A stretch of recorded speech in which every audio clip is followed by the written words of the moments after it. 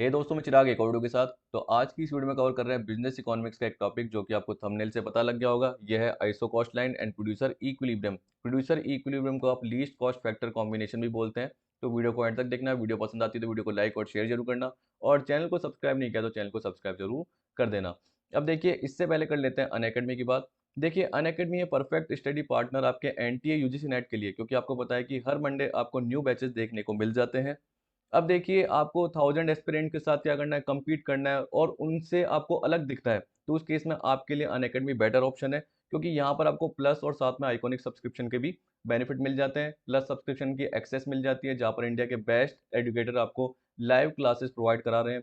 Live test और quizzes आपको मिल जाते हैं। स्ट्रक्चर्ड कोर्सेज और पीडीएफ आपको मिल जाती है। और याद रखिए, मैंने आइकॉनिक सब्सक्रिप्शन के भी बेनिफिट आपको पहले की वीडियोज में बताए हुए हैं।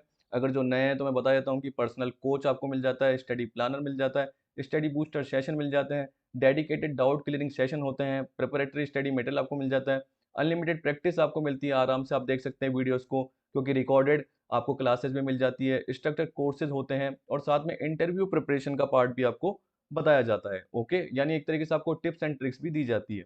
इंडिया के बेस्ट एजुकेटर अनअकैडमी पर अवेलेबल है, तो आप नाम देख सकते हैं, इतने सारे आपको दिख रहे हैं।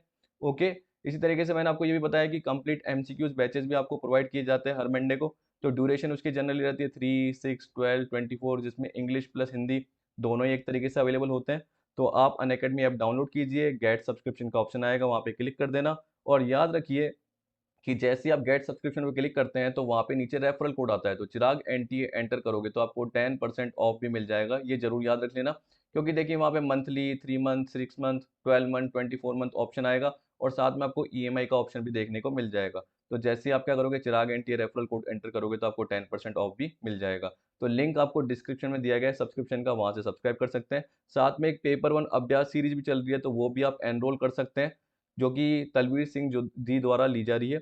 तो वहाँ पे आप ज्वाइन कर सकते हैं। अब देखिए, चलते हैं किसकी तरफ, अपने टॉपिक की तरफ, जो कि है iso cost line and producer equilibrium से रिलेटेड। तो आज हम देख रहे हैं आइसो कॉस्ट लाइन का पार्ट, और साथ में देखेंगे प्रोड्यूसर इक्विलिब्रियम।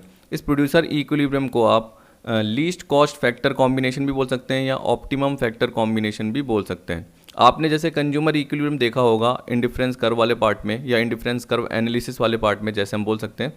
तो वैसे ही यहाँ पे हम देखेंगे प्रोड्यूसर इक्विलिब्रियम का पार्ट। जैसे पिछली वीडियो में आपने आइसो क्वेंट कर्व देखा था, जिसका मैंने आपको बताया था कि सिमिलरिटी किससे होती है, इंडिफरेंस कर्व के साथ। वैसे ही जब आपने इंडिफरेंस कर्व में प्राइस लाइन या बजट लाइन देखा होगा, वैसे ही क्या होता है, आइसो कॉस्ट लाइन होती है। अब देखिए, क्या क्या हम बोल सकते हैं सेम पार्ट हो सकता है, यानी हल्का हल्का सा चेंज क्या होगा। अगर आपने इंडिफरेंस कर्व देखा, अगर आपने प्राइस लाइन देखी, अगर आपने कंज्यूमर इक्विलिब्रियम देखा, तो आपको सारा पार्ट सेम दिखेगा, फॉर्मूले तक का सारा पार्ट सेम दिखेगा। बस वहाँ पे क्या होता है, गुड्स होता है, यानी कमोडिटी होती है। यहाँ पे क्या होता है, फैक्टर ऑफ प्रोडक्शन होते हैं। यहाँ पे हम इनपुट की बात करते हैं, इनपुट से क्या होता है, आउटपुट प्रोड्यूस होता है। यहाँ पे प्रोड्यूसर इक्विलिब्रियम का पार्ट देखोगे तो यहाँ पे जनरली क्या होगा, जो भी सप्लायर या जो भी प्रोड्यूसर है वो अपना मैक्सिमम प्रॉफिट चाहेगा। तो उस केस में वो क्या करना चाहेगा, अपनी कॉस्ट को लीस्ट रखना चाहेगा, और ऐसे फैक्टर प्रोडक्शन को यूज़ करना चाहेगा जहाँ पे वो मैक्सिमम सेल कर सके, या हम बोल सकते हैं कि आउटपुट ज़्यादा से ज़्यादा प्रोड्यूस कर सके। ठीक है, तभी हम इसको क्या बोलते हैं, ऑप्टिमम फैक्टर कॉम्बिनेशन, या हम ये भी बोल सकते हैं लीस्ट कॉस्ट फैक्टर कॉम्बिनेशन। अब देखिए, मैंने कुछ पार्ट लिखा हुआ है जिससे एक तरीके से आप कंपेयर कर सको कि यार पिछले वाले पार्ट में क्या था जब प्राइस लाइन देखा था। तो देखो, आपको पता है उसमें दो गुड्स थे, एक्स और वाई की बात करते थे। वहाँ पे हम इनकम की बात करते थे, तो हम क्या बोलते थे कि जो भी हमारे पास इनकम है वो एक तरीके से हम सेटिस्फाई हो जाए, और पूरा का पूरा इनकम का लेवल यूज़ हो जाए पर्टिकुलर एक्स गुड्स पे और वाई गुड्स पे, और डिफरेंट कॉम्बिनेशन बन जाए। तो हमें क्या बनती है, एक लाइन बनती है जिसे हम क्या बोलते थे, प्राइस लाइन या इनकम लाइन या बजट लाइन बोलते थे। या तो हम पूरी वाई की कंज्यूम कर रहे हैं, या एक्स की कंज्यूम कर रहे हैं, या बीच में अलग अलग कॉम्बिनेशन आते थे। लेकिन आपको पता है कि जो भी गिवन इनकम दे रखी थी वो पूरी खर्च होती है। अगर आपको ध्यान है, क्योंकि अभी आपने रिसेंट ही पढ़ा हुआ है, तो मैंने आपको कॉफ़ी और बिस्किट वाला बताया था एग्जाम्पल, जनरली जब भी प्राइस लाइन का बताया था तो उसमें मैंने आपको बताया था कि यहाँ पे कॉफ़ी यानी एक्स है, और यहाँ पे बिस्किट है। कॉफ़ी की प्राइस $12 थी, और हमारे पास टोटल इनकम कितनी थी, $60 थी।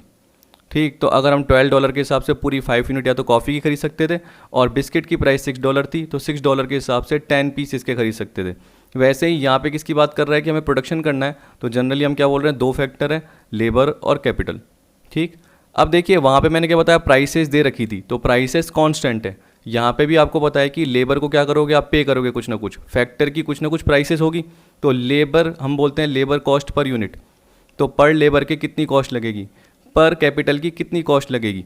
तो जनरली आपको पता है कि वो फिक्स रहेगी। जैसे मेरे एग्जांपल में मैं लूँगा 10 रुपीज़ पर लेबर और यहाँ पे लूँगा 20 रुपीज़ पर लेबर, तो वो जो फैक्टर कॉस्ट है एक तरीके से मान लेना वो कांस्टेंट है, याद रखना, यानी फैक्टर की जो प्राइसेज है वो कांस्टेंट है और टोटल कॉस्ट हमें दे रखी है। जैसे आपको टोटल इनकम मैंने $60 बता रखा था, वैसे ही यहाँ पे आपको टोटल कॉस्ट बता रखी होगी कि प्रोड्यूसर इतनी कॉस्ट पे ही गुड्स को प्रोड्यूस कर सकता है। तो उस केस में क्या आएंगे, डिफरेंट कॉम्बिनेशन आएंगे। ठीक है, पिछली वीडियो में यानी जब भी आपने इंडिफरेंस कर्व का पार्ट देखा तो उस पर आपने देखा था एमआरएस। एमआरएस का मतलब क्या होता है, एक्स की एडिशनल यूनिट पाने के लिए एक तरीके से वाई की कितनी सेक्रीफाइस कर रहे हो, तो जनरली वो मार्जिनल रेट ऑफ सब्सटीट्यूशन था। यहाँ पे आपने क्या देखा था पिछली वीडियो में, diminishing MRTS, marginal rate of technical substitution, labour की एक्स्ट्रा यूनिट पाने के लिए कैपिटल की कितनी यूनिट सेक्रीफाइस की, तो आप कैपिटल की धीरे धीरे करके कम यूनिट सेक्रीफाइस करते जा रहे हो एक एडिशनल लेबर को पाने के लिए। ठीक है, तो अब आइसो कॉस्ट लाइन का जनरली मतलब क्या हो गया कि वही different combinations of factor production, जहाँ पे हर पॉइंट पे आपकी टोटल कॉस्ट क्या आ रही है, सेम लेवल की आ रही है। तो सेम किसकी तरह हो गया, या आइसो क्वेंट की तरह हो गया। क्वेंट में क्या बोलते हैं, सेम लेवल ऑफ आउटपुट, यहाँ पे हम क्या बोलेंगे आइसो कॉस्ट में, same level of total cost. ठीक, अब आप समझोगे कैसे, पर्टिकुलर एक एग्जाम्पल से। तो पहले मैं एग्जाम्पल बताता हूँ, फिर उसके बाद हम क्या करेंगे, डेफिनेशन या मीनिंग पे आ जाएंगे। सिंपल पार्ट है, कोई ज़्यादा टिपिकल नहीं है, और पिछले से एक बार रेलिवेंट करके देखना तब आपको आ जाएगा। देखिए अब ये एग्जांपल दे रखा है, एक्सप्लेनेशन के फॉर्म में दे रखा है। ये बोल रहा है concept of iso cost line can be explain with the help of following table and figure. Suppose the producer budget for the purchase of labour and capital is fixed at ₹100। आप याद रखिए कि देखो आपको पता है कि आपको फैक्टर प्रोडक्शन यूज़ करने हैं, तो उसके लिए एक तरीके से आपको कॉस्ट इंकर करनी पड़ेगी, यानी एक्सपेंडिचर करना पड़ेगा। वहाँ पे क्या बोल सकते थे, कंज्यूमर है वो मैक्सिमम सेटिस्फेक्शन चाहता है, तो अपनी इनकम को यूज़ कर रहा है, तो उसके पास इनकम कितनी थी, $60, जैसे मैंने वहाँ एग्जाम्पल बताया। यहाँ पे प्रोड्यूसर के पास कितने हैं, ₹100 हैं। अब वो कहाँ लगाएगा, लेबर में और कैपिटल में, किसके हिसाब से, जो उसकी प्राइसेस हैं। तो आपको पता है कि वहाँ पर भी गुड्स की प्राइसेस थी, यहाँ पर भी किसकी है, लेबर और कैपिटल यानी फैक्टर ऑफ प्रोडक्शन मतलब इनपुट की प्राइसेस है। Further suppose that a unit of labour cost the producer ₹10, तो इसका मतलब क्या, ₹10 पर लेबर। ठीक है, एक लेबर के ₹10, अगर 2 लेबर लगाए तो ₹20 ऐसे। ठीक है, जबकि एक कैपिटल के कितने हैं, ₹20, तो ₹20 पर कैपिटल। तो अगर कैपिटल लगाई एक तो ₹20, 2 लगाई तो 40। तो अगर सपोज करो पूरे ₹100 कैपिटल पे लगाते हो तो कितने होंगे, 5 की 5 यूनिट, 20 इंटू 5, ₹100 खर्च। अगर पूरे के पूरे लेबर पे लगाते हो तो आपको पता है लेबर की प्राइस ₹10 है, तो 100/10 मतलब 10 यूनिट्स। तो इसका मतलब ये नीचे सारी क्या दे रखी है आपको, यूनिट्स दे रखी है। क्या दे रखी है कि या तो पूरी 10 यूनिट और कैपिटल की 0, या कैपिटल की पूरी 5 यूनिट और लेबर की 0। ये आपको पता चल गया। अब देखिए नीचे 10 से 4, 4 से 2। आपने बोला सर 10 से 8 क्यों नहीं करा, या 8 से फिर 6 क्यों नहीं करा। देखो आपकी मर्जी, कुछ भी कर लीजिए, मैंने तो क्या नॉर्मल एग्जांपल बनाया है, लेकिन जानबूझ के मैंने देखो लेवल क्या किया, आप देख लीजिए कि अगर मैं आपको बोलूं, देखो मेरे एग्जांपल के हिसाब से मैं आपको बता देता हूं कि मैं तो एक पे ही टिका रहूँगा। कैसे, देखो जैसे मैंने पिछली वीडियो में आपको बोला कि MRTS को आप कैसे मान सकते हो, L4K ये बोल सकते हो, K4L भी बोल सकते हो। L4K का मतलब क्या था आपको पता है, चेंज इन L में चेंज होने से K में क्या चेंज हुआ, तो K एक तरीके से नेगेटिव है, यानी हम बोल सकते हैं सेक्रीफाइस है, और L क्या है, गेन, एक और लेबर पाने के लिए। तो अगर इस वाले एग्जाम्पल के हिसाब से समझोगे तो यहाँ पे आप देख सकते हो 0 से 2 यूनिट पाने के लिए 5 से 4 छोड़ी, 2 से 4 पाने के लिए 4 to 3 छोड़ी। लेकिन देखो वो क्या है, एक तरीके से कर्व वाली लाइन थी। ये जनरली क्या बता रहा है हमारी, जैसे इंडिफरेंस कर्व में प्राइस लाइन या बजट लाइन होती है, तो आपको पता है कि जनरली हम एक लाइन बनाते हैं तो सीधी लाइन मिलती है। क्यों, क्योंकि हम एक स्पेसिफिक प्रपोर्शन छोड़ रहे हैं। तो आप खुद सोचिए कि अगर लेबर की हमने 2 यूनिट पाई तो उसके लिए कैपिटल की कितनी छोड़ी, 1 यूनिट। लेबर की अगर 2 पाई तो कितनी छोड़ी, 1 यूनिट। चलो लेबर की अगर आपने 6 पाई तो कितनी छोड़ी, 3 से 0 3 यूनिट। तो देख सकते हो अगर लेबर की 6 पाई तो कैपिटल की कितनी छोड़ी, 3। तो आप देख सकते हो 1/2 मतलब 0.5, और यहाँ पे भी क्या आ रहा है 0.5। तो सब पे आपको पता चल रहा है कि क्या 0.5 है। अगर आप बोलोगे कि सर आप उल्टा बोल दीजिए, तो उल्टा भी बोल सकते हो। तब मैं क्या बोलूँगा, KL। KL का मतलब क्या हो गया कि कैपिटल की 3 पाने के लिए मैंने लेबर की कितनी छोड़ी, तो हम बोल सकते हैं कैपिटल की 3 पाने के लिए मैंने लेबर की कितनी छोड़ी, 6। तो क्या आएगा 2:1, क्या आएगा 2:1। तो जैसे 0.5:1 क्यों आ रहा है, क्योंकि हम यहाँ पे क्या पढ़ रहे हैं, हम यहाँ पे बोल रहे हैं कि लेबर की एक्स्ट्रा पाने के लिए कैपिटल की कितनी छोड़ी है। ठीक है, ना कि ये पढ़ रहे हैं कि कैपिटल की एक्स्ट्रा पाने के लिए लेबर की कितनी छोड़ी है। तो मैंने पिछले एग्जाम्पल के हिसाब से ही नॉर्मल रखा है। अब देखो वो ऊपर नीचे हो गया, उससे कोई फ़र्क नहीं पड़ता, लेकिन आपको समझ में आना चाहिए। और देखो आइसो कॉस्ट लाइन का मतलब क्या हुआ, हमारे ₹100 पूरे के पूरे क्या हो रहे हैं, एक पर्टिकुलर पॉइंट पे खर्च हो रहे हैं। तो देखो 10 यूनिट 10 इंटू ₹10 और 0 × 20, 4 × 10 और 3 × 20। 4 × 10 कितने होते हैं? ₹40 लेबर के, और 3 × 20 क्या हो गए? ₹60 कैपिटल के। तो 60 + 40 कितने हो गए? ₹100 हो रहे हैं। तो ये कौन सी लाइन हो गई आपकी? Iso cost line. एक बार चलिए यहाँ पे भी देख लीजिए, ये आपको कर्व दिख रहा है, सेम यही एग्जाम्पल है, हमने भी देखा। तो अभी देखो मैंने आपको जानबूझ के क्या बोला, नीचे 0 से 2 लेबर। तो आप देख सकते हैं कि 0 से 2 लेबर, अगर हमने लेबर 0 लगाए हुए थे तो उस केस में कैपिटल की कितनी यूनिट थी? 5 यूनिट। और अगर कैपिटल 0 है तो लेबर की कितनी होगी? 10 यूनिट। आपको पता है, ठीक है। आपको ये भी पता है 5 × 20 पूरे 100 खर्च हो रहे हैं, और 10 यूनिट × ₹10 पर लेबर है, तो ये 10 यूनिट है, ठीक है। तो 10 यूनिट × ₹10 पर लेबर, तो कितने हो गए? ₹100 हो गए। उसी तरीके से यहाँ देखो 0 से 2, तो उस केस में क्या हुआ? 5 से 4, 2 से 4, 4 से 3, फिर देखो 4 से 10 था हमारे वाले एग्जाम्पल में एक तरीके से, तो देखो 3 से 0।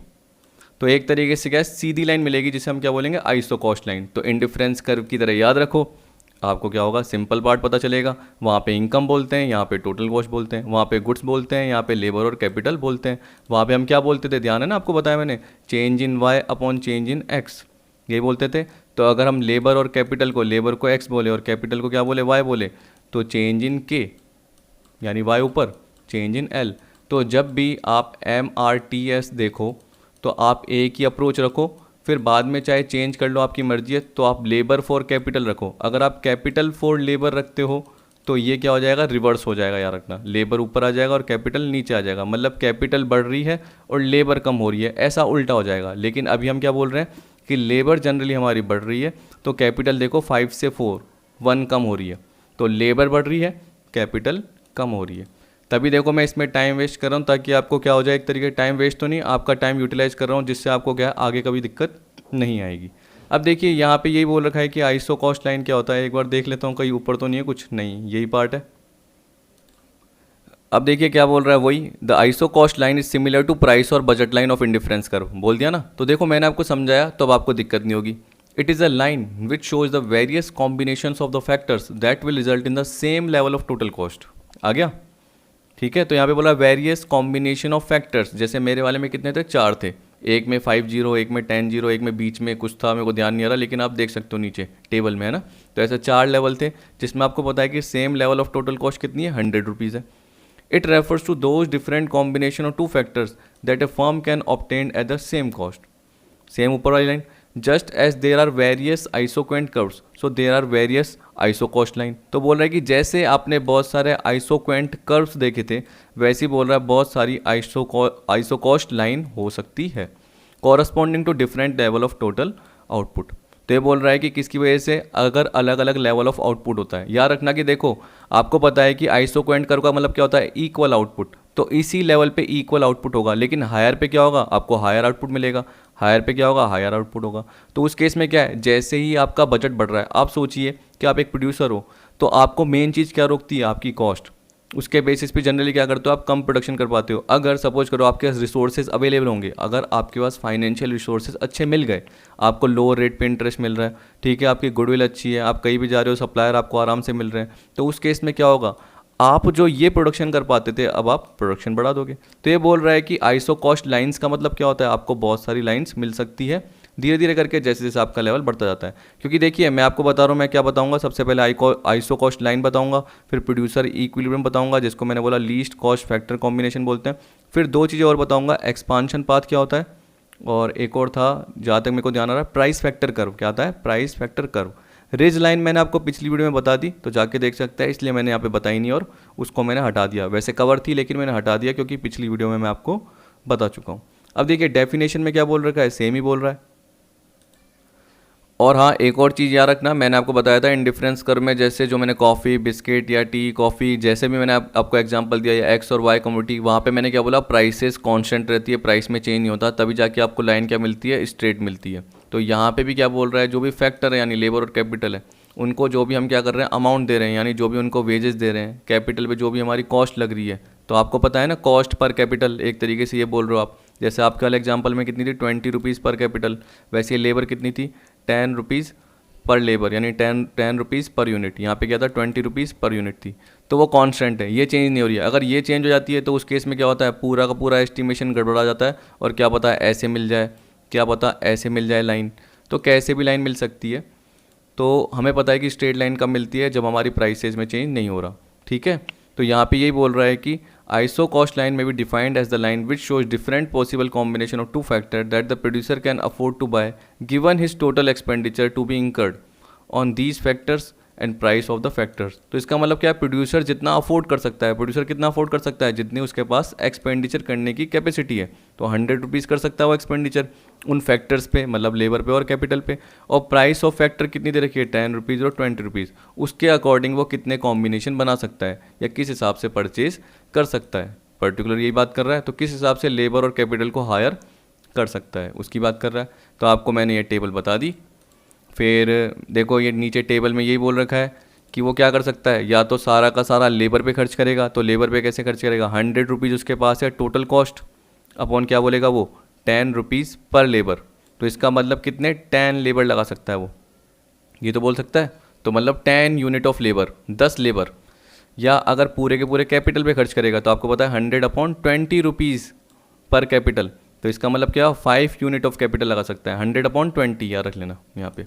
या ये बोल रहा है कि वो कॉम्बिनेशन भी बना सकता है 4 और 3 और 2 और 4। ऊपर टेबल में जाके देख लेना, आपको पता चल जाएगा कि 4 और 3 क्या है, ये रहा 4 और 3, 2 और 4। आप चाहे तो बीच में देखो, आपको पता है कि जनरली आप क्या कर रहे हो, 0 से 2, 2 से 4, 4 से 6, 4 to 6, 6 to 8, ये भी कर सकते हो। तो फिर आप क्या कर सकते हो, 3 to 2 और 2 to 1, 1 to 0, ये भी कर सकते हो। तो टेबल में 2 लाइन्स और ऐड कर सकते हो, आपके ऊपर है, ठीक है। अब देखिए यहाँ पे यही बोल रखा है डायग्रामेटिक रिप्रेजेंटेशन। इसमें यही बोल रखा है कि ओ एक्स एक्सिस पे आपका क्या होगा, जनरली लेबर है, और ओ वाई पे क्या आपका कैपिटल है। पॉइंट आपको दे रखे ए बी सी डी, जो कि एक तरीके से क्या बता रहे हैं, डिफरेंट कॉम्बिनेशन बता रहे हैं दो फैक्टर्स के, जिसमें हम क्या बोल रहे हैं, जितना भी प्रोड्यूसर क्या कर रहा है, एक्सपेंडिचर करने की कैपेसिटी रखता है, तो वो कितनी रखता है, 100 रुपीज़ स्पेंड कर सकता है। पॉइंट ए इंडिकेट क्या कर रहा है, 5 यूनिट ऑफ कैपिटल और नो यूनिट ऑफ लेबर। तो 5 कैपिटल की और लेबर की 0। इसी तरीके से पॉइंट डी क्या रिप्रेजेंट कर रहा है, लेबर की 10 और कैपिटल की 9 यूनिट, मतलब 0, कुछ भी यूनिट नहीं है। फिर बीच में कॉम्बिनेशन बता रहा है बी और सी। बी में क्या हो गया, 4 कैपिटल की और 2 लेबर की। सी में क्या हो गया, 3 कैपिटल की और 4 लेबर की। आपको पता है कि देखो लेबर के 10 रुपीज़ है, तो 4 यूनिट इंटू 10 40, और यहाँ पे कितना है 20 रुपीज़ पर यूनिट है कैपिटल की, तो 20 इंटू 3 60, तो हो गए ना पूरे 100 खर्च। इस तरीके से आपको दे रखा है। अब आ गया आपका पार्ट कौन सा, प्रोड्यूसर इक्विलिब्रियम का। अब देखिए उसको मैं पिछले से आपको लिंक करके बताऊंगा कैसे कैसे पार्ट है, मतलब इंडिफरेंस कर्व के थ्रू, तो आपको बिल्कुल आराम से समझ में आएगा, कोई टिपिकल पार्ट नहीं रहेगा। अब देखिए यहाँ पे दे रखा है प्रोड्यूसर्स इक्विलिब्रियम और ऑप्टिमम कॉम्बिनेशन ऑफ फैक्टर्स और लीस्ट कॉस्ट कॉम्बिनेशन, ठीक है, या लीस्ट कॉस्ट फैक्टर कॉम्बिनेशन भी बोल सकते हैं, कैसे भी नाम लीजिए। आपको पता है कि जनरली इसका मतलब ही क्या है, जो भी हम फैक्टर्स लगा रहे हैं उनका ऑप्टिमम कॉम्बिनेशन हो, जिसके साथ क्या हो, कॉस्ट कम हो, कॉस्ट कम होगी तो प्रॉफिट मैक्सिमम होगा। तो देखो दो तरीके हो सकते हैं, या तो हम क्या बोल सकते हैं, जो भी हमें गिवन फैक्टर दे रखे हैं उसके साथ हमारा आउटपुट मैक्सिमम हो, ठीक है, जो भी आउटपुट निकाला है वो गिवन लेवल ऑफ इनपुट के साथ मैक्सिमम हो। या दूसरा तरीका क्या हो सकता है, हम बोल सकते हैं कि जो भी हमारा आउटपुट निकल रहा है उसके साथ जो कॉस्ट है वो मिनिमम हो।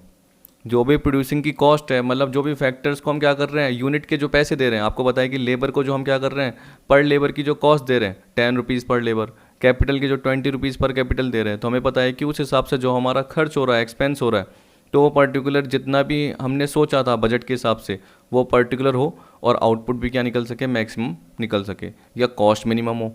तो ये बोल रहा है in simple word, producer equilibrium imply to that situation in which producer maximize his profit. In short, the producer is producing given amount of output with least cost combination of factors. तो ऐसा हो सके।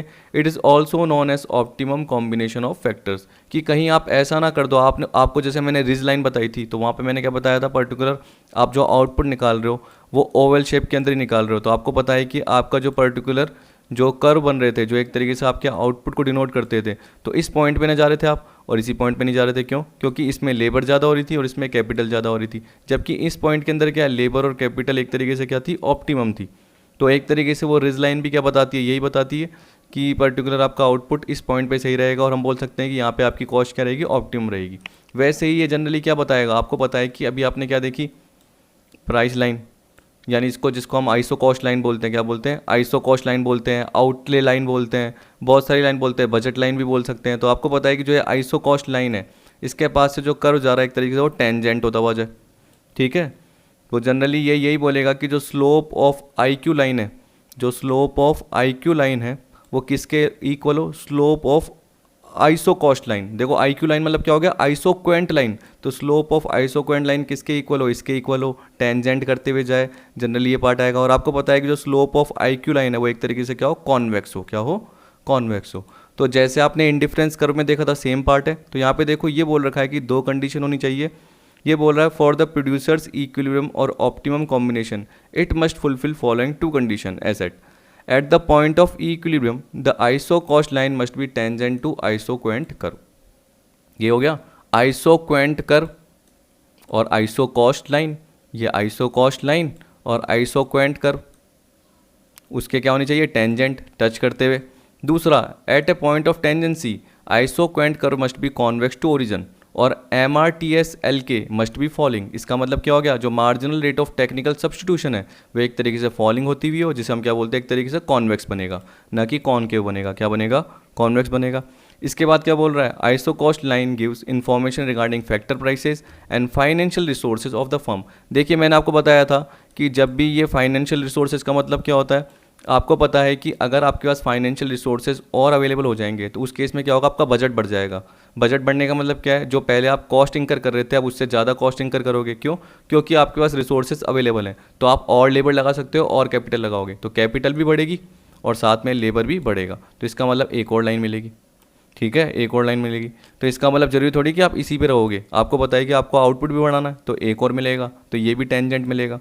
इसी तरीके से आपका level एक और बढ़ेगा, तो वह एक्सपांशन पाथ होता है। जनरली क्या होता है, एक्सपांशन पाथ होता है, जो कि आगे मैं आपको बता दूंगा, आपको समझ में आ जाएगा। तो यही बोल रखा है इसमें। और प्राइसेस ऑफ फैक्टर गिवन का मतलब क्या है, अभी हमने देखा था कि हमारे में जो लेबर और कैपिटल है उसकी 10 रुपीज़ और 20 रुपीज़ दे रखी है, वो चेंज हुई क्या, नहीं। उसको चेंज करोगे तो क्या होगा, ये स्ट्रेट लाइन मिलेगी ही नहीं। एक पॉइंट तो ये जो मैंने पहले भी बताया। तो ये बोल रहा है कि with A given outlay and price of 2 factor the firm obtain least cost combination of factor. तो ये बोल रहा है कि जो भी आपको एक्सपेंसेस दे रखा है, जैसे हमारे वाले एग्जांपल में 100 रुपीज़ थे और 2 फैक्टर्स दे रखे थे, उसके हिसाब से फर्म क्या करेगी, least cost combination of factor लेगी when the iso cost line become tangent to an iso product curve. याद रखना, आइसो प्रोडक्ट मतलब आइसोक्वेंट, ठीक है। तो जब भी आइसो कॉस्ट लाइन क्या होगी, आप देख लेना आपके वाले पार्ट में एच पॉइंट आपको दिख रहा है, के पॉइंट दिख रहा है, ई पॉइंट दिख रहा है, आर पॉइंट दिख रहा है, एस पॉइंट दिख रहा है, जहाँ पे 500 यूनिट निकल रही है। तो आपको पता है कि कोई सा भी कॉम्बिनेशन बोलोगे 500 आउटपुट तो निकलेगा ही निकलेगा, उसे हम क्या बोलेंगे, आइसोक्वेंट कर्व। आपको जो सीधी सीधी लाइन दिख रही है वो जनरली क्या होगी, आपकी आइसो कॉस्ट लाइन जो अभी हमने देखी। तो आप देखिए टेंजेंट कहाँ पे हो रहा है, इस पॉइंट पे हो रहा है। तो ना हम के पॉइंट बोलेंगे, ना हम एच पॉइंट बोलेंगे, ना हम आर बोलेंगे, ना हम एस बोलेंगे। हम बोलेंगे कि जो ओ एम और जो ओ एन है, तो ओ एम लेबर लगाने चाहिए और ओ एन कैपिटल लगाने चाहिए, तब जाके ही हमारी कॉस्ट क्या होगी, लीस्ट आएगी और आउटपुट हमारा 500 यूनिट निकल पाएगा। क्योंकि देखो यहाँ भी निकल रहा है, लेकिन यहाँ पे जनरली हमारा लेबर कितना ज़्यादा यूज़ हो गया, इतना, और कैपिटल कितनी यूज़ हो गई, इतनी। तो ये बोल रहा है कि जो भी ये कॉम्बिनेशन बनेगा, ये पूरा पार्ट, लेबर का पार्ट और कॉस्ट का पार्ट, सॉरी कैपिटल का पार्ट, तो लेबर प्लस कैपिटल की जो भी कॉस्ट का पार्ट बनेगा वो ज़्यादा बनेगा। जबकि जो ये पर्टिकुलर कॉम्बिनेशन दे रखा है ओ एम और ओ एन का, या आप बोल सकते हो ओ एन ई एम का, ये एक तरीके से बता रहा है कि यहाँ पे आपकी कॉस्ट क्या रहेगी, लीस्ट रहेगी, कमी रहेगी, ठीक है। और हाँ एक और चीज़, जैसे मैं आपको देखो पीछे एक बार आईसी कर्व जो मैंने आपको यूटिलिटी एनालिसिस में बताया था, देखो मैंने आपको बोला था कि मैं सेम कंडीशन बताऊंगा, उसमें भी दे रखी है। तो देखो आपको पता चल रहा है फर्स्ट कंडीशन क्या बोल रही है, एक गिवन प्राइस लाइन, मतलब जैसे हमारे में आइसो कॉस्ट लाइन है तो गुड्स में क्या होती थी, प्राइस लाइन, या जिसको हम इनकम लाइन या बजट लाइन भी बोलते हैं, should be tangent to an indifference curve और मार्जिनल रेट ऑफ सेटिस्फेक्शन, यानी मार्जिनल रेट ऑफ सब्सटीट्यूशन जो बोलते हैं हम, of good X for good Y must be equal to price ratio of two good. ये थी, ये कंडीशन मैंने ली हुई है उसमें भी। उसमें हम क्या बोलेंगे, M R T S is equal to P X, तो पी एक्स की जगह हम क्या बोलेंगे, P L upon P K, price of labour upon price of capital. Marginal rate of technical substitution का मतलब क्या होता है, यहाँ पे क्या होता है, change in Y upon change in X. हमारे में क्या होगा, चेंज इन के अपॉन चेंज इन एल। अब समझ गए होंगे आप देखिए, अब देखो मैं आपको यहाँ पे करके बता देता हूँ। आप बताओ लेबर कितना चेंज हुआ था आपका, 2 यूनिट लेबर चेंज करने पर कैपिटल में एक तरीके से कितना सेक्रीफाइस किया था 1, ठीक है। प्राइस कितनी थी कैपिटल की 20 रुपीज़, आपने बोला सर पता है 20 रुपीज़, आपने तो बताई अभी। और लेबर की कितनी प्राइस थी 10 हमारे एग्जाम्पल में, तो आप देखिए डिवाइड करके कितना आया 0.50, क्या आया 0.50। तो इसका मतलब क्या हो गया, एक लेबर को पाने के लिए हम 0.50 कैपिटल सेक्रीफाइस कर रहे हैं, यही तो हो सकता है। और 10/20 का मतलब भी यही है जनरली कि price of L upon price of capital, क्योंकि प्राइस ऑफ एल कितनी है 10 रुपीज़ ही और प्राइस ऑफ कैपिटल का मतलब 20 रुपीज़ है। तो आप ये भी बोल सकते हो कि सर अगर कैपिटल की प्राइस कितनी होती है 10 रुपीज़ ही होती है ना, तो हम 2 कैपिटल पा सकते थे। क्या पा सकते थे, क्योंकि आपको पता है कि 2 लेबर पाने के लिए 1 कैपिटल सेक्रीफाइस कर रहे हो। तो इसका मतलब क्या हुआ, अगर हमें 2 कैपिटल चाहिए होती तो उस केस में हम क्या बोलते हैं कि कैपिटल की प्राइस 20 की जगह 10 रुपीज़ हो जानी चाहिए थी। तो आपको पता है कि यहाँ पे 0.50 का मतलब ये होता है कि एक लेबर पाने के लिए आप 0.50 कैपिटल सेक्रीफाइस कर रहे हो। तो देखो यहाँ भी 0.50 आ रहा है और 10/20 करके वो भी क्या आ रहा है 0.50, तो दोनों इक्वल हो गए ना, तो वही पॉइंट दे रखा है। फिर दूसरा क्या दे रखा है इंडिफरेंस कर्व में कि must be convex to origin at a point of tangency, same वही की वही पार्ट। तभी मैं बोल रहा हूँ कि जब भी आप क्या करते हो पर्टिकुलर कवर करते हो कोई भी चीज़, तो रिलेशनशिप बना के देखा करो कि दोनों में कैसा पार्ट जा रहा है। तो देखिए सबसे पहले तो इसमें मैंने आपको बताया यही पॉइंट था, ये मैंने पॉइंट आपको बता दिया, नीचे बता दिया, कर्व आपको बता दिया। कर्व से रिलेटेड आप प्लॉट करके देखोगे तो ये यही बोल रखा होगा कि in the above figure P1L1 iso cost line has become tangent to iso product curve representing 500 unit of output. थोड़ा सा ऊपर कर देता हूँ ताकि आपको दिक्कत नहीं हो। अब आपको दिख रहा होगा, देखो क्या बोल रहा है P1L1 ये बोल रहा है, जो कि टेंजेंट हो रही है किसके IQ कर्व के, मतलब आइसोक्वेंट कर्व के साथ या आइसो प्रोडक्ट कर्व के साथ, जहाँ पे 500 यूनिट प्रोड्यूस हो रही है।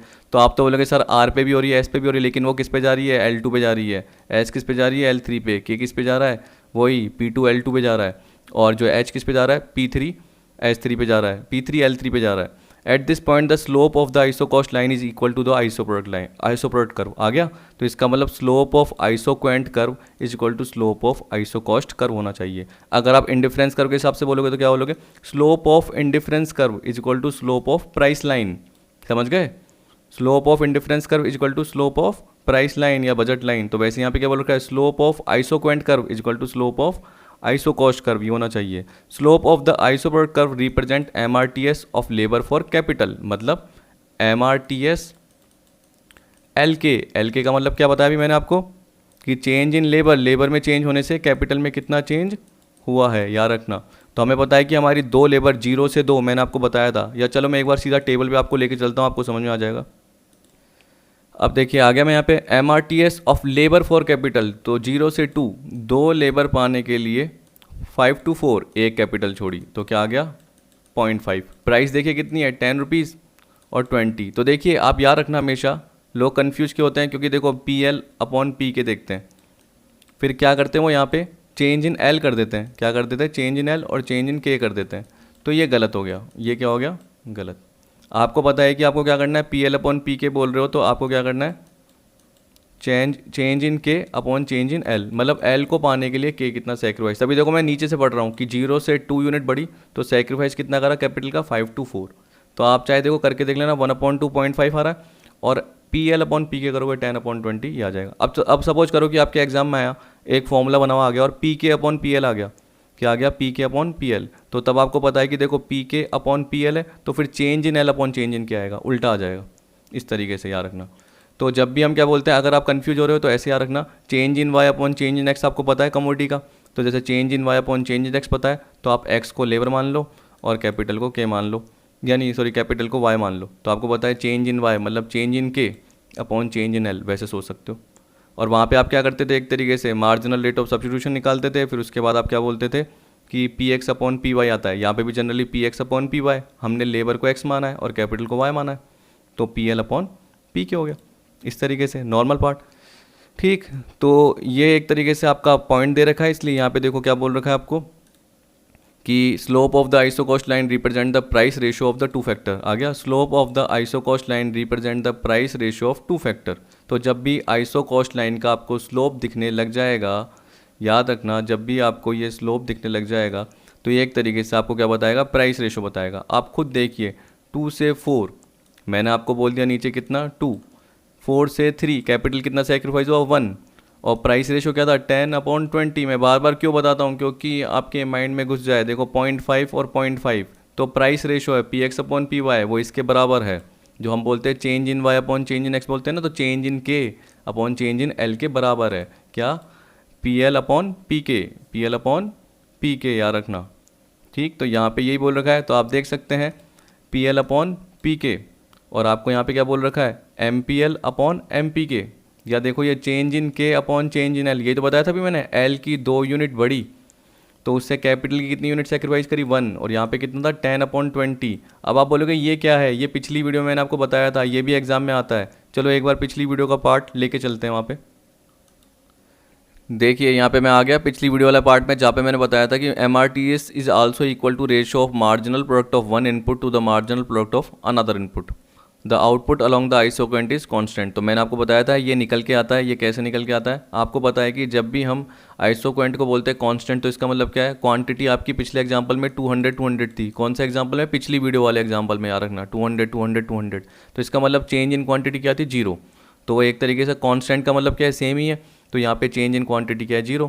अगर आप change in quantity upon change in L की बात करोगे तो आपको पता है कि अगर आप लेबर को बढ़ा रहे हो तो कैपिटल कम होगी, तो लेबर बढ़ने से आउटपुट बढ़ेगा, और कैपिटल कम होने से आउटपुट कम होगा। तो एक तरीके से वो क्या हो गया, उसको क्या कर रहा है, इक्वल कर रहा है।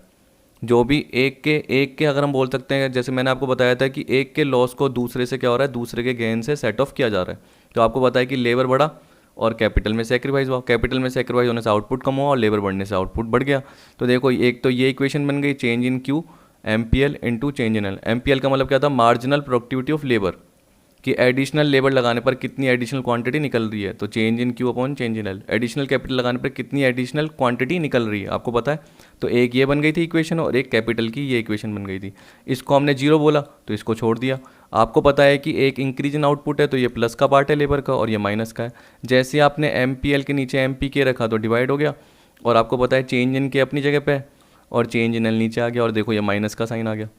ठीक, तो याद रखना जब भी MPL/MPK बोलते हो तो देखो अगर भूल भी जाओ तो देखो L इधर K इधर, और जब भी इसका उल्टा होता है यानी K ऊपर और L नीचे ऐसे होता है MP। ठीक है, कभी एग्जाम में ऐसा आ गया। वैसे तो क्या है, थ्योरेटिकली बोलेगा, क्या बोलेगा, थ्योरेटिकल। जब मैं ना आपको क्वेश्चन दूंगा तो तब देखना आपको खुद दिमाग लगाना है, थोड़ा दिमाग लगाया करना, क्योंकि कई जने क्या करते हैं बिना पढ़े ही ऐसे ही ट्रू करेक्ट फॉल्स दे देते हैं। तो ऐसे आपको नहीं करना, आपको दिमाग लगाना है। अब देखिए यहाँ पे क्या होगा, K नीचे आ जाएगा और L ऊपर आ जाएगा। अगर आप भूल जाते हैं अगर कॉन्सेप्ट, तो चेंज इन L और चेंज इन K इस तरीके से आ जाएगा कि कैपिटल में एडिशनल होने से लेबर में कितना एक तरीके से सेक्रीफाइस हुआ। उल्टा हो गया ना, अभी देखो हमारे में लेबर बढ़ रहा था लेकिन मैंने जैसे K/L कर दिया L/K की जगह, तो उल्टा हो गया। ठीक, तो एक तरीके से ये पार्ट आता है। तो देखो MRTS LK, क्योंकि आपको पता है कि इसका मतलब क्या होता है, MRTS LK होता है। तो MRTS LK is equal to MPL/MPK। तो इसलिए बोलते हैं कि हमेशा MATS क्या होगा, between input is equal to marginal product of the input. तो हमेशा ये मार्जिनल प्रोडक्ट ऑफ इनपुट के इक्वल होगा। तो अब वहाँ जाके देखिए, यहाँ पे आ गए हम, इसको करा बंद और ये आ गया यहाँ पे। हाँ, अब देखिए यहाँ पे आप देख सकते हैं, आपको पता चल रहा है कि देखो ये PL/PK और सर ने भी ये पार्ट बताया। पर कभी कभी अगर ये भी आ गया चेंज इन K/चेंज in L is equal to PL/PK, तो ये भी सही है, क्योंकि आपको पता है कि MRTS LK का फॉर्मूला क्या होता है, चेंज इन K/चेंज in L, labour for capital, और यहाँ पे मैंने बताया प्राइस ऑफ L/प्राइस ऑफ K, और साथ में ये भी हो सकता है। तो एक बार आप ऊपर पढ़ के देख लेना, यही पर्टिकुलर पार्ट बोल रखा था, और ये नीचे इसके सारे एब्रीविएशन दे रखे हैं, सारे आपको समझाने के लिए बोल रखे हैं ताकि आप कन्फ्यूज ना हो। अब आपको बोल रखा है यहाँ पर कि firm employees OM unit of labour and ON units of capital. ठीक है, जो ऊपर मैंने आपको बताया, जहाँ पे हम बोल सकते हैं कि एक तरीके से आपका आइसोक्वेंट कर्व का स्लोप और आइसो कॉस्ट लाइन का स्लोप इक्वल हो रहा है, टेंजेंट हो रहा है, क्या हो रहा है, टेंजेंट हो रहा है। तो ये OM और ON था वहाँ पे। The producing firm is in equilibrium, आपने देखा ऊपर, it obtain least cost combination on 2 factor to produce 500 unit of commodity. जो आपको बोल रहा है उसके ऊपर के जो पॉइंट थे जैसे HKRS, वो हायर कॉस्ट लाइन पे थे, हायर आइसो कॉस्ट लाइन पे थे। They require a large outlay which is beyond the financial resource of the firm. तो इसका मतलब अगर आप क्या समझे कि अगर आपकी जब भी ये कर बनता है तो सपोज करो कि मैं बोलता हूँ कि देखो HKR और S क्यों नहीं कर पा रहे थे अफोर्ड, सिर्फ E क्यों कर पा रहे थे, क्योंकि वो टेंजेंट हो रहा था। तो अगर सपोज करो मैं आपको बोल देता हूँ कि जैसे P3 और L3 वाले पे आ जाओ, क्योंकि देखो फिर आपको आराम से समझ में भी आ जाएगा और दिख भी जाएगा। तो ये थोड़ा पीछे बन गया, लेकिन देखो ये टच करता हो जा रहा है, मान के चलो। तो ये देखो आपको कर्व दिख रहा है। अब आपको चाहे ये पॉइंट हो चाहे ये पॉइंट हो, सेम लेवल ऑफ सेटिस्फेक्शन दे रहे, लेकिन आप यहाँ पे जा ही नहीं सकते क्योंकि आपकी लाइन ये है।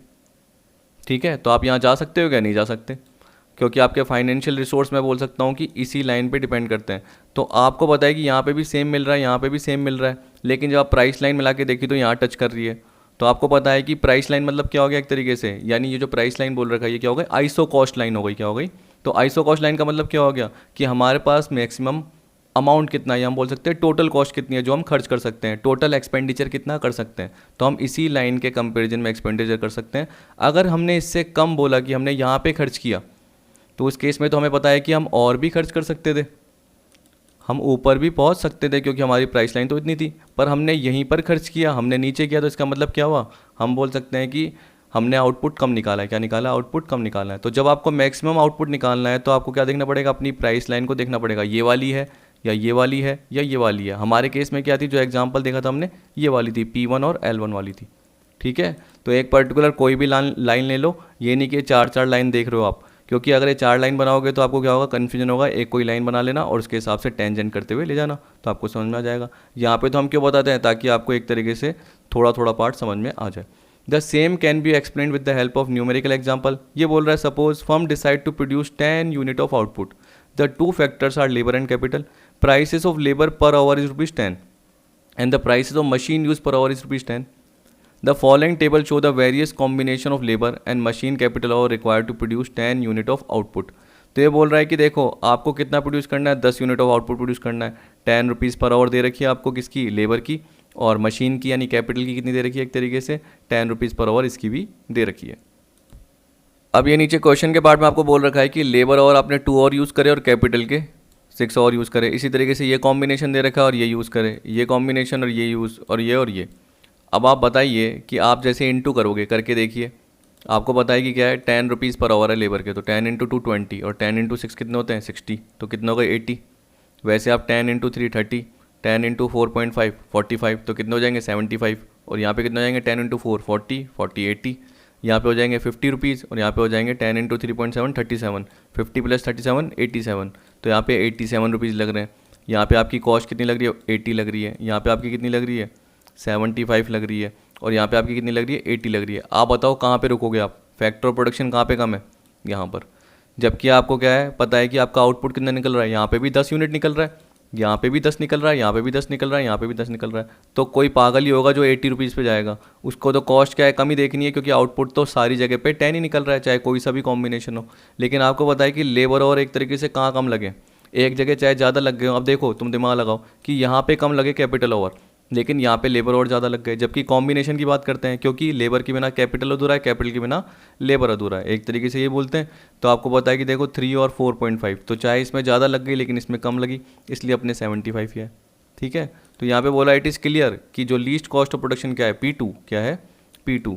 A rational producer will choose the combination factor given the factor prices, मतलब फैक्टर प्राइसेस गिवन यानी कांस्टेंट है। आपको बताया कि फैक्टर प्राइस कितनी थी? 10 रुपीज़ पर लेबर और 10 रुपीज़ पर मशीन ओवर, ये दे रखी थी आपको। Expansion path means locus of all such point that show least cost combination of factor corresponding to different level of output. मैंने नीचे कवर कर रखा है एक्सपांशन पाथ, अभी आपको नहीं आएगा समझ में, या आ भी गया होगा तो आपको देखो आपने पहले से देखा होगा, पढ़ा होगा, तभी आपको आ जाएगा। लेकिन जैसे मैं आपको बताऊंगा कि एक्सपांशन पाथ क्या होता है, आपको आराम से आएगा सारा पार्ट। तो देखिए 80 रुपीज़ 75, 80 रुपीज़ 87, अभी मैंने आपको बताया। तो ये कॉस्ट बता रहा है वो आवर्स से, जैसे उसको 10 रुपीज़ पर आवर और कैपिटल के भी 10 रुपीज़ पर आवर से मल्टीप्लाई करा, तो टोटल मिला के 80 रुपीज़ 75 रुपीज़ 80 रुपीज़ 87, तो P2। ठीक, यहाँ पे आके हम रुक जाएंगे क्योंकि हमारी एक तरीके से लीस्ट कॉस्ट इंकर हो रही है। तो आप समझ गए होंगे कि जनरली क्या होता है कि आपके पास जो आउटपुट दे रखा होता है, एक तरीके से हम बोलते हैं कि आपको जो मैक्सिमम आउटपुट निकालना है वहाँ पे कहाँ पर आपकी कॉस्ट कम आ रही है, तो आपको अपने फैक्टर प्रोडक्शन का ध्यान रखना होता है।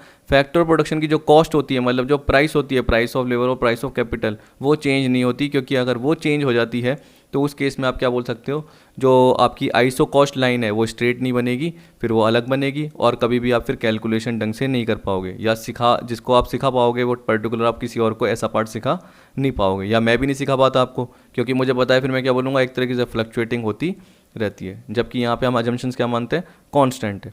अब आपको दे रखा है iso cost curves and expansion path.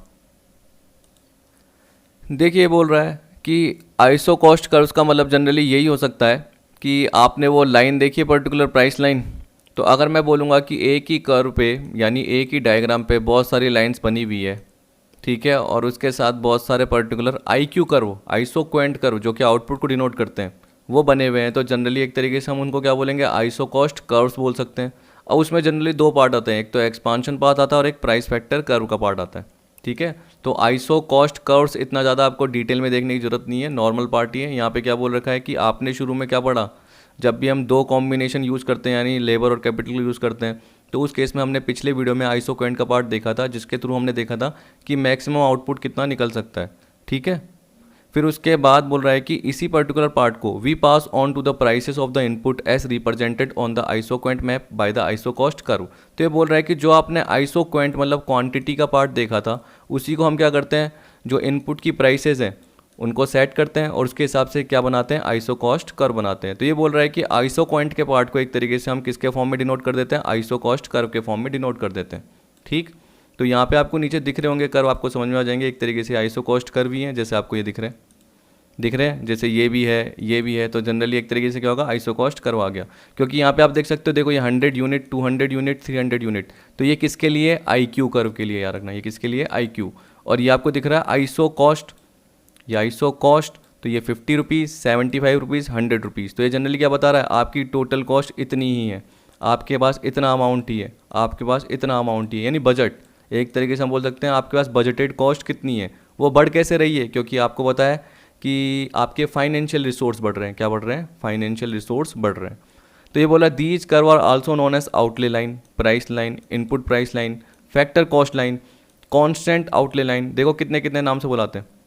Each iso cost curves represent the different combination of two input that a firm can buy for a given sum of money at the given price of each input. आ गया। तो generally जब भी हम iso cost curve बोलेंगे तो आपको पता है कि उसमें जनरली आप क्या बोलोगे कि कितना आप आउटपुट प्रोड्यूस कर रहे हो, तो उसके लिए आप कितना एक तरीके से अमाउंट खर्च कर रहे हो, यानी कितना आपका अमाउंट लग रहा है, और आपको पता है कि हर इनपुट की पर्टिकुलर प्राइस क्या है। जैसे सपोज करो कि मैं पर्टिकुलर यहाँ पे बोल रहा हूँ कि 100 यूनिट निकल रही है और आपके टोटल कितने रुपीज़ लग रहे हैं, 50 रुपीज़ लग रहे हैं। अब लेबर की क्या प्राइस थी और कैपिटल की क्या प्राइस थी वो हमें पता नहीं, लेकिन जनरली क्या है, कर्व बन गया। जैसे पिछले वाले पार्ट में हमने अभी देखा, आइसो कॉस्ट वाले पार्ट में हमने ये बोला था कि लेबर की जनरली कितनी प्राइस थी, 10 रुपीज़ थी, और कैपिटल की कितनी प्राइस थी आपकी, 20 रुपीज़ थी, और आप कितना खर्च कर सकते थे, 100 रुपये खर्च कर सकते थे। तो एक लाइन बन गई, जो कि जनरली आप ये भी बोल सकते हो, जैसे AB लाइन है, ये दिख रही है आपको AB लाइन, तो इसमें आपके 50 रुपीज़ बोल रखे हैं, लेकिन कितनी यूनिट जनरली आप बना पा रहे हो, एक तरीके से बोल रहा है 100 यूनिट प्रोड्यूस कर पा रहे हो। अगर इसके अंदर पर्टिकुलर पार्ट लेते हो आप, तो हम क्या बोलेंगे, एक तरीके से इक्विलिब्रियम का पॉइंट नहीं होगा, क्योंकि अंदर का मतलब क्या होगा, एक तरीके से वो टेंजेंट नहीं कर रहा। जब भी टेंजेंट करेगा तो हम क्या बोलेंगे, यहाँ तक प्रोड्यूस करते हैं। लेकिन एक और लाइन मिल गई, एक और लाइन क्यों मिली, दिमाग लगाओ, एक और लाइन क्यों मिली, क्योंकि पहले आप 50 रुपीज़ ही खर्च कर सकते थे, लेकिन अब आप 75 रुपीज़ खर्च कर सकते हो। तो आपके पास 25 रुपीज़ का बजट बढ़ गया, 25 रुपीज़ के रिसोर्सेज ज़्यादा आ गए। कैसे आ गए, बैंक ने आपको लोन दे दिया, आपके पास एक तरीके से फेवरेबल लोन आ गया। आप बोल सकते हो कि जो इंटरेस्ट की रेट थी वो लोअर लग रही थी, क्या लग रही थी, इंटरेस्ट की रेट लोअर। तो हम बोल सकते हैं कि अगर फाइनेंशियल रिसोर्स इंक्रीज होते हैं तो हमारा कर्व जो है वो देखो ऊपर की तरफ जा रहा होता है। जब भी आप जितने भी इक्विलिब्रियम के पॉइंट मिलाओगे, जैसे देखो यहाँ पे मिला है LMN, तो आपको पता है देखो लाइन बढ़ती हुई मिल रही है, जिसको हम क्या बोलते हैं, एक्सपांशन पाथ बोलते हैं। और ये वाला पॉइंट क्या है, अभी मैं आपको बता दूंगा, प्राइस फैक्टर कर्व नीचे। लेकिन देखिए नीचे क्या बोल रखा है, ये बोल रहा है कि फिगर ए क्या शो कर रहा है कि आपका एक AB कर्व है, एक CD है और एक EF है, जिसमें आउटले टोटल कॉस्ट कितनी है, 50 रुपीज़, 75 रुपीज़ और 100 रुपीज़ आपको दे रखी है। The firm can hire OC of capital और OD ऑफ लेबर। एक बार ऊपर बता देता हूँ, ये दिख रहा है आपको, OC ऑफ कैपिटल और OD ऑफ लेबर, ये बोल रहा है। फिर आपको बोल रहा है कि किसके साथ, 75 रुपीज़ के साथ, यानी वो बीच वाला पार्ट था। OC is 2/3 of OD which means that, देखो ये इसने अपने आप ही ले लिया कि OC जनरली क्या है, मान के चलो कि 2/3 है किसका, यानी कैपिटल आपने 2/3 लगाई है, जो कि वो किसका है, OD का है। तो मतलब मान लो कि अगर OD 1 है तो उसका 2/3 क्या है, कैपिटल। मतलब अगर लेबर 1 है तो कैपिटल क्या होगा आपका, 2/3 होगा। याद रखना ये एग्जाम्पल के फॉर्म में दे रखा है, यानी ऐसे ही सेट कर रखा है, ये कोई ज़रूरी नहीं है। तो देखो बोल रहा है ओ सी क्या है जनरली, यानी जो कैपिटल है वो क्या है, ओ डी की 2/3 है। तो आपने माना ओ डी कितना है 1, यानी लेबर कितनी है 1, तो कैपिटल क्या होगी 2/3। चलो सपोज करो मैं बोलता हूँ लेबर कितनी है 90, लेबर कितनी है 90, याद रखना। तो कैपिटल कितनी होगी 60, कितनी होगी। अब बताओ लेबर ज़्यादा क्यों लगा रहे हो, क्योंकि क्या पता वो सस्ती हो, उसकी प्राइस क्या हो, कम हो, आपको पता है ना। तो अगर आपको पता है कि लेबर 90 और कैपिटल 60, तो आप क्या करो एक बार करके देखो, 90 अपॉन 60, 90 अपॉन 60, तो इसका मतलब क्या हो गया 1.5, क्या हो गया 1.5, 1.5 टाइम्स। तो देखिए क्या बोल रहा है, O C is 2/3 of O D which means that the price of a unit of labor is 1.5 time less than that of unit of capital. तो याद रखना कि अगर मैंने आपको बोला कि लेबर 90 है और कैपिटल 60 है, क्योंकि कैपिटल क्या है 90 का 2/3 है, ओडी मान लो लेबर है और ओसी क्या है कैपिटल, यही तो है। तो आपको पता है कि 90 का 2/3 क्या है कैपिटल है, तो इसका मतलब लेबर आपको सस्ती मिली होगी, तब जाके आपने उसकी ज़्यादा यूनिट लगाई है और कैपिटल की आप कम लगा पाए। तो यहाँ पे 90/60 का मतलब कितना आ गया 1.5 आया। तो ये आपको एक एग्जाम्पल दे रखा था, इसके थ्रू ये बताया कि जो लेबर की प्राइसेस है वो एक तरीके से 1.5 गुना कम है, किससे, कैपिटल से। लेबर की प्राइस 1.5 गुना कम है कैपिटल से, ठीक। फिर आपको बोल रहा है कि the line C D represent the price ratio of capital and labour. तो एक तरीके से क्या बताता है, प्राइस रेशो मतलब P L upon P K, P L upon P K. आपने ये करा था P X upon P Y, तो जनरली आपको पता है कि ये क्या बताएगा कि इस फैक्टर की क्या कॉस्ट है, इस फैक्टर की पर यूनिट की क्या कॉस्ट है, तो पी एल अपॉन पी के। क्योंकि देखो इसके थ्रू क्या होता है, आप कैपिटल की कितनी यूनिट छोड़ रहे हो और लेबर की कितनी पा रहे हो, तो जनरली यही पार्ट आएगा। तो हम बोल सकते हैं कैपिटल पे कॉस्ट ज़्यादा लगती है और लेबर पे कम लगती है, तो हमें क्या करना पड़ेगा, एक तरीके से कैपिटल का पार्ट कम छोड़ना पड़ेगा और हम ज़्यादा लेबर लगा सकते हैं।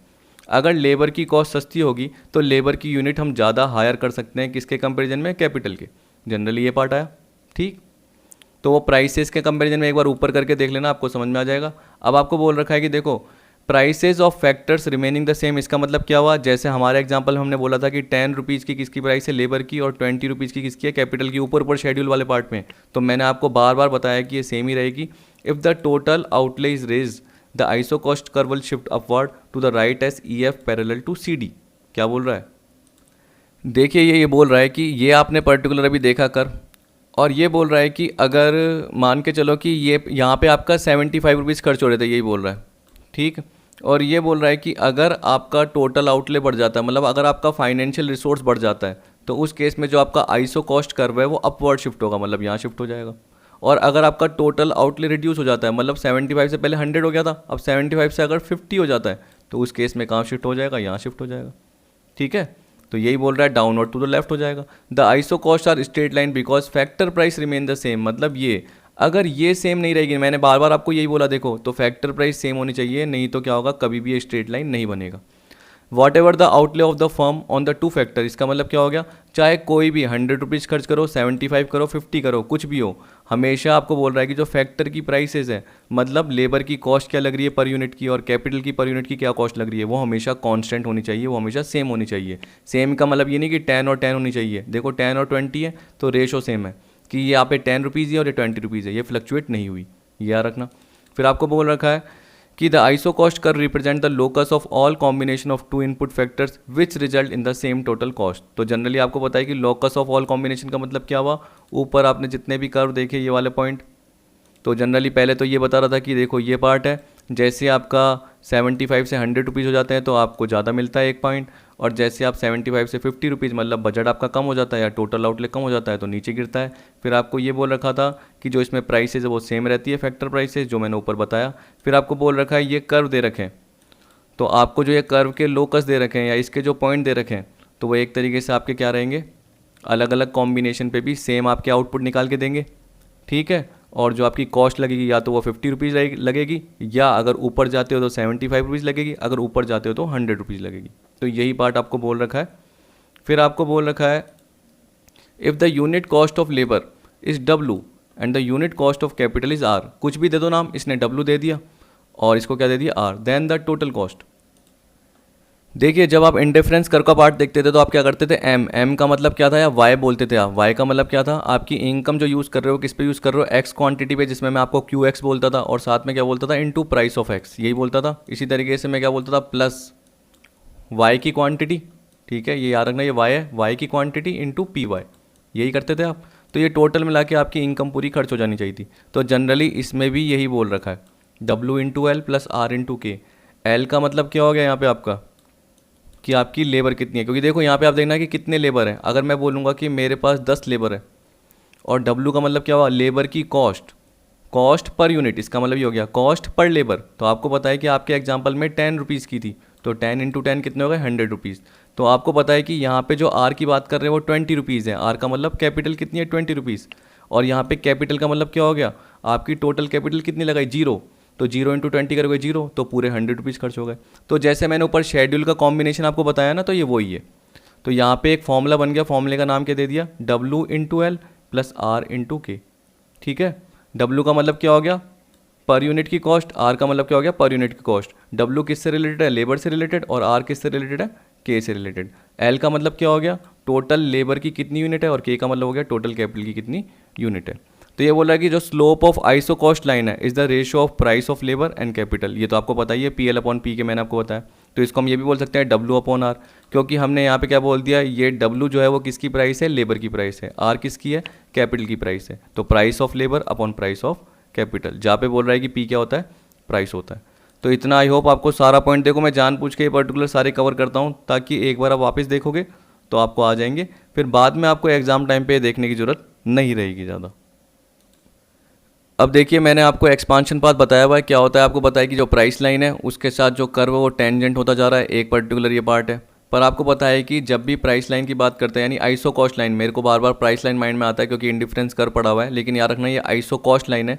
तो जैसे ही एक और आइसो कॉस्ट लाइन आपने बनाई, क्यों, क्योंकि आपके फाइनेंशियल रिसोर्स बढ़ गए। फाइनेंशियल रिसोर्स का मतलब क्या हुआ, जैसे हमारे एग्जाम्पल में था 50 रुपीज़, और जैसे ही हमारे एक्सपेंसेस 75 हो गए, क्यों हो गए, क्योंकि हमारे फाइनेंशियल रिसोर्सेज बढ़ गए। फाइनेंशियल रिसोर्सेज का मतलब मैंने क्या बोला, एक तरीके से आपकी गुडविल बढ़ गई, मार्केट में इमेज बढ़ गई। आपको मैं बोल सकता हूँ कि आपका बिजनेस एक्सपांड करना है उस केस में, और आपको पता है कि आपको उस हिसाब से फाइनेंस की रिक्वायरमेंट है, तो बैंक आराम से आपको लोन दे रहा है, आपको लोअर इंटरेस्ट पे लोन मिल रहा है। तो मैंने ये बताया आपको, तो पहले एक तरीके से आपका जो बजट था वो 50 रुपीज़ का बनता था, अब 75 का बन रहा है। तो पहले आप यहाँ पर प्रोडक्शन करते थे, लेकिन अब क्या करोगे, आप यहाँ पर प्रोडक्शन करोगे। फिर उसके बाद मान लो कि और प्रोडक्शन आपका बढ़ गया, क्यों, क्योंकि आपको और भी फाइनेंशियल रिसोर्स अरेंज हो गया। मान लो 100 रुपीज़ का, पहले 75 था, अब 100, तो आप और प्रोडक्शन करोगे। तो देखो इससे मिलती हुई जो आपको टेंजेंट हो रहा है, ये पॉइंट, ये पॉइंट और ये पॉइंट, जो सीधी लाइन जा रही है, जिसे हम क्या बोलते हैं, एक्सपांशन पाथ बोलते हैं। सिर्फ यही पार्ट था और कुछ नहीं है, इतना सारा लिखा हुआ है, एक बार आप पढ़ के देख लो, चाहे मैं आपको बता देता हूँ। देखो ये बोल रहा है, as financial resources of firm increase it would like to increase its output, the output can only be increase if there is no increase in the cost of the factor. अब बताइए इसका मतलब क्या है, कि आउटपुट तभी ही बढ़ सकता है, यानी आउटपुट आपका तभी ही बढ़ेगा सिर्फ फाइनेंशियल रिसोर्स बढ़े। लेकिन अगर आपकी, जो मैं पीएल की बात कर रहा हूँ और पीके की बात कर रहा हूँ, जो कि मैंने आपको मेरे एग्जांपल में 10 रुपीज़ बताई थी, और क्या बताई थी, कैपिटल की 20 रुपीज़ बताई थी, अगर ये फ्लक्चुएट हो जाती है तो जरूरी थोड़ी आपका आउटपुट बढ़े। मान लो लेबर को आप 10 रुपीज़ देते थे पर लेबर के, लेकिन आप 15 रुपीज़ दे रहे हो, और कैपिटल पे आपका 20 रुपीज़ पर कैपिटल लगता था, आप कितना लग रहा है, 30 रुपीज़ लग रहा है। तो आप जो सोच रहे थे कि यार अब मेरा यार 200 यूनिट प्रोडक्शन है ना, तो मेरे पास फाइनेंशियल रिसोर्सेज और आ गए, तो अब मैं क्या करूँगा, 300 यूनिट प्रोड्यूस कर पाऊंगा, नहीं कर पाए। क्या पता आप सिर्फ 240 ही कर पाए, या क्या पता आप 250 ही कर पाए। तो जैसा आप सोच रहे थे वैसा आप प्रोड्यूस नहीं कर पाए, या क्या पता वापस से आपने उतने ही 200 यूनिट प्रोड्यूस किए। क्यों, क्योंकि लेबर की कॉस्ट बढ़ गई, कैपिटल की कॉस्ट बढ़ गई। तो कैपिटल की और लेबर की कॉस्ट सेम रहनी चाहिए, उसमें चेंज नहीं होना चाहिए, मतलब उनकी प्राइसेस सेम रहनी चाहिए। In other words the level of total output of firm increase with increase in financial resources. इसका मतलब क्या हुआ, सिर्फ फाइनेंशियल रिसोर्सेज के थ्रू ही आपका लेवल ऑफ आउटपुट बढ़ता है, यहाँ पे बोल रहा है, क्योंकि हम प्राइसेस को क्या मानते हैं, कांस्टेंट मानते हैं। ठीक, ये बोल रहा है कि आपने जो डिफरेंट कॉम्बिनेशन फैक्टर के यूज़ किए, तो उसके हिसाब से आप डिफरेंट लेवल ऑफ आउटपुट निकाल सकते हो। Which of the optimum combination factor will be use by the firm is known as expansion path. तो बोल रहा है कि कौन सा ऑप्टिमम कॉम्बिनेशन होगा, वो क्या कहलाएगा, एक्सपांशन पाथ। जनरली इसमें क्या होगा, आपका स्केल लाइन भी बोल सकते हैं इसको, आउटपुट फैक्टर कर्व भी बोल सकते हैं, लीस्ट आउटले, आउटले का मतलब होता है आउटफ्लो, आउटफ्ले का मतलब क्या होता है, कॉस्ट, की आपकी कॉस्ट क्या लग रही है, कम लग रही है। तो देखो स्टोनर एंड हैग ने जनरली क्या बोला, it is that line which reflect least cost method of producing different level of output. जहाँ पे एक तरीके से आपकी क्या लग रही है, लीस्ट कॉस्ट लग रही है, आउटपुट मैक्सिमम हो रहा है, आप सोचिए कि अगर आउटपुट मैक्सिमम हो रहा है तो उस हिसाब से आप सेल कर पाओगे, सेल करोगे तो आपका प्रॉफिट ज़्यादा होगा। तो आप ये मत सोचिए कि यार इससे अच्छा तो कॉस्ट क्या लग रही थी, यही कम लग रही थी।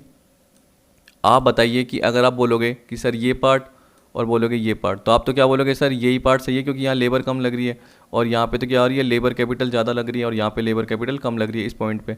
तो आप खुद दिमाग लगाइए, देखो यहाँ पे आउटपुट भी तो बढ़ रहा है। ये किसका पार्ट है, IQ, आइसोक्वेंट कर्व का, मतलब क्वांटिटी बताता है। यहाँ पे आप सिर्फ 100 यूनिट निकाल रहे थे, यहाँ पे आप 200 यूनिट निकाल रहे थे। और जैसे आप कॉस्ट पर यूनिट की बात करते हो तो आप डिवाइड बाई क्या करोगे, टोटल कॉस्ट में 200 यूनिट डिवाइड करोगे, ना कि 100 यूनिट। तो आपको पता है कि आपकी जो एवरेज कॉस्ट होगी वो जनरली क्या आएगी, कम ही आएगी। इसलिए हम हायर की तरफ जाना चाहते हैं। जैसे हमारा आउटपुट बढ़ता है तो हम हायर लेवल की तरफ जाना चाहेंगे, ये नहीं कि हम लोअर आउटपुट की तरफ ही जाएंगे। फिर आपको बोल रखा है the point where the iso cost line is tangent to an isoquant represent the least cost combination of two factor for producing a given output. जो मैंने अभी आपको बताया कि ये लाइन आइसो कॉस्ट लाइन किससे टेंजेंट हो रही है, आइसोक्वेंट कर्व से, जिसे हम बोलते हैं slope of isoquant curve is equal to slope of iso cost line. If all points of tangency like L, M, N are joined by a line, it is known as an output factor curve or least outlay curve or the expansion path of the firm। देखो ऊपर मैंने आपको बताया अभी, ये रहा L, M, N, और जैसे ये जोड़ा तो क्या बन गई है, एक्सपांशन पाथ बन गया।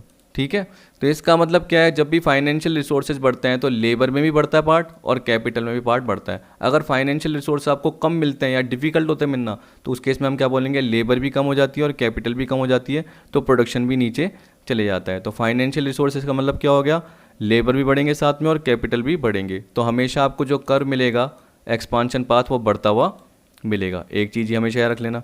फिर आपको बोल रखा है, सैल्वेटोर ने क्या बोला, It is the locus of point of producer's equilibrium resulting from change in total outlay while keeping factor prices constant। तो इसका मतलब क्या हुआ, PL और PK की प्राइस कांस्टेंट रही और आपका जो टोटल आउटले में चेंज होता रहा, यानी आपका जो टोटल कॉस्ट है वो एक तरीके से बढ़ती गई और आपका उसके थ्रू आउटपुट भी बढ़ता गया। क्या हुआ, आउटपुट भी बढ़ता गया। पहले इस पॉइंट पे था, फिर इस पॉइंट पे आया, फिर इस पॉइंट पे L, M, N। ठीक, फिर आपको बोल रहा है It show how the proportion of two factor used might be changed as the firm expand। For example, जैसे आपको पता है कि पहले आपका क्या था, एक तरीके से बीच वाले पॉइंट में मान लेना कि 200 यूनिट था, दे ही रखा है ऊपर, देख लेना आपको पता चल जाएगा 200 यूनिट था।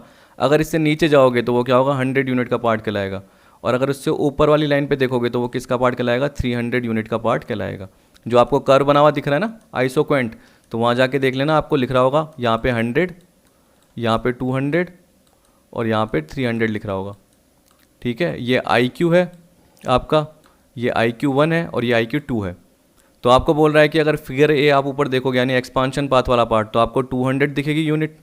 ठीक है, इसके अलावा आपको 300 भी दिखेगी और 100 भी दिखेगी। 300 एक तरीके से आपका क्या है, हाईएस्ट पॉइंट एक तरीके से, और 100 के आपका एक लोएस्ट पार्ट दिखाएगा, लोएस्ट पॉइंट का पार्ट दिखाएगा। तो वो आपको कहाँ पे प्रोड्यूस करना है वो आपके ऊपर है, वो किस पे डिपेंड करेगा, आपकी प्राइस लाइन, मतलब आपकी आइसो कॉस्ट लाइन पे डिपेंड करेगा कि आपकी जनरली आपके पास कितना एक्सपेंडिचर है, कितना बजट है।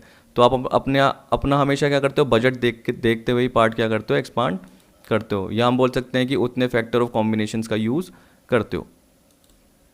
देखो प्राइस फैक्टर कर्व सबसे सिंपल पार्ट है। जैसे मैंने आपको इंडिफरेंस कर्व वाले पार्ट में प्राइस कंजम्पशन कर्व एक क्वेश्चन में बताया था, एक क्वेश्चन मैंने कवर कराया था जिसमें आपको मैंने बताया था कि प्राइस कंजम्पशन कर्व, तो उसमें जनरली आपको ये पता था कि अगर एक्स गुड की प्राइसेस कम हो जाती है तो आपकी जो प्राइस लाइन है ना वो आपकी आगे बढ़ जाती है इधर। ठीक है, क्योंकि एक्स गुड नीचे था तो वही मान के चलो लेबर नीचे और कैपिटल यहाँ पे। तो पहले आपकी जो आइसो कॉस्ट लाइन थी वो ये थी। अब मान लो लेबर आपको सस्ता मिलने लग गया, कैपिटल की प्राइसेस में चेंज नहीं हुआ, लेबर आपको यानी एक फैक्टर सस्ता मिलने लग गया, तो ऐसे बनेगा आपका पार्ट। या मान लो कि अगर लेबर महंगा मिलने लग गया तो वो इधर जाएगा, ये बोल रहा है। ठीक है, तो पहले जनरली आपको पता है कि इस लाइन पे, कॉस्ट की लाइन पे जो आपका आइसोक्वेंट कर्व बनता था पर्टिकुलर ये था, फिर आपका इस लाइन पे ये बन रहा है। और अगर आपको मैं बोलूँगा कि लेबर की कॉस्ट आपकी एक तरीके से क्या हो गई, सस्ती हो गई, सॉरी महंगी हो गई, तो उस केस में क्या होगा, आप यूनिट यानी लेबर का पार्ट कम लगाओगे, लेबर का पार्ट क्या करोगे, कम, तो उस केस में आपका प्रोडक्शन भी क्या रहेगा, कम ही रहेगा। तो आपको जो ये लाइन मिलती है इसे हम क्या बोलते हैं, प्राइस फैक्टर कर्व।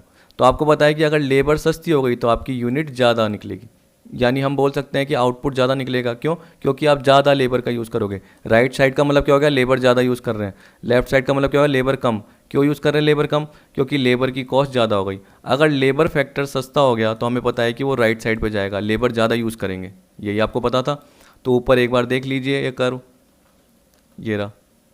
तो देखिए आपको बोल रहा है कि जो एफ पॉइंट दे रखा है, मान लो ये वाला, ठीक है, इसके पॉइंट से मान लो देखो, अगर ये बढ़ गई तो ये क्यों बढ़ेगी? एक तरीके से हम बोल सकते हैं क्योंकि हमें पता है कि लेबर हमने ज़्यादा यूज़ क्यों करा, क्योंकि लेबर सस्ता मिलने लग गया।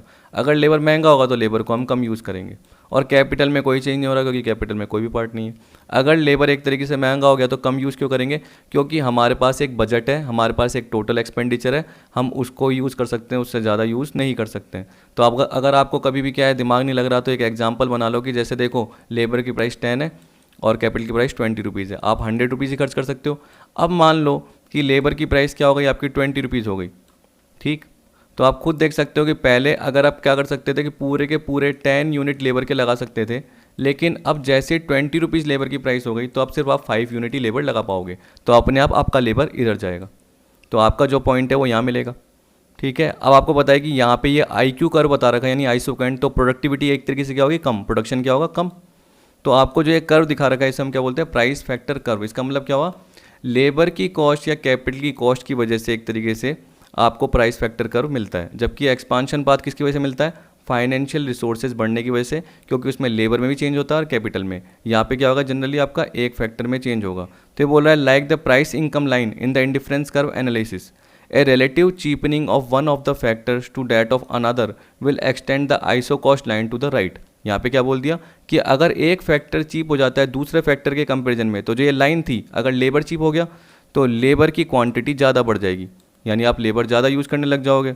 तो उस केस में पहले आपका यहाँ मिलता था, अब यहाँ मिलने लग जाएगा, ठीक है। इस तरीके से बोल दिया if one of the factor become relatively dear.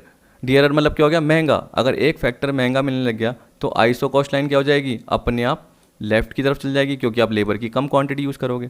तो यहाँ पे आपको एक एग्जांपल दे रखा है, given the price of capital if price of labour falls the iso cost line EF in panel B will extend to the right as EG, and if the price of labour rises the iso cost line EF will contract inward, मतलब left की तरफ EH, ठीक है। If the equilibrium L M N are joint by line, इसको हम क्या बोलेंगे? Price factor curve. ऊपर जो मैंने आपको बताया ना, यही बोल रखा है।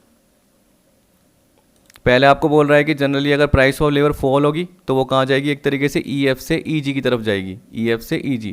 और अगर आपको बोल रहा है कि प्राइस ऑफ लेबर बढ़ गई तो वो कहाँ जाएगी? EF से EH की तरफ जाएगी।